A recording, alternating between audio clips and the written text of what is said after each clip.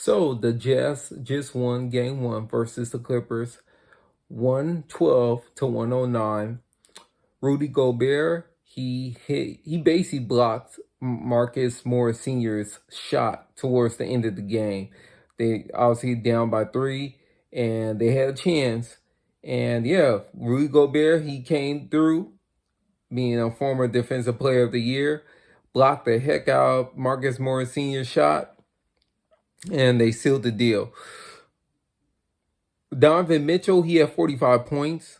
So he went crazy in this game. He did exactly what he needed to do, given the fact that Mike Conley could not play today's game.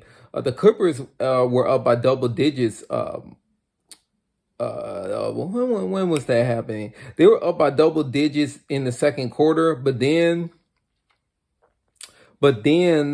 the Jazz, they cut the lead before the first half ended. And then the Clippers were up again in the third quarter, began the third quarter, but then Jazz kept on cutting the lead, cutting the deficit. I should say they was eating up the deficit.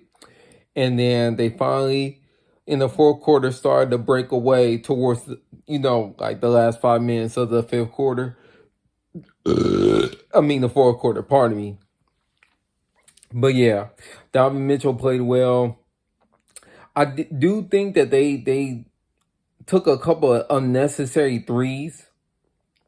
They were like jacking up threes for a point, but they be making their threes as well. So I can't complain too much. But I think they need to do better. Just have a better free flowing movement of the ball. I think that would really help going forward in this series. Paul George does not play well. Utah seems to be the house of horrors for him, even though he did hit a three to put them within 3 point deficit or whatever. But yeah, Kawhi Leonard, he played better in the second half. Luke Kennard played pretty good. Zubac, he gave some offensive help for the Clippers, but the Jazz, they got the better of them in this game. And that's a good sign for them. I felt like they really need to get this win, given that Mike Conley wasn't there. And I feel like this will break the ice and help them continue the momentum going to game two.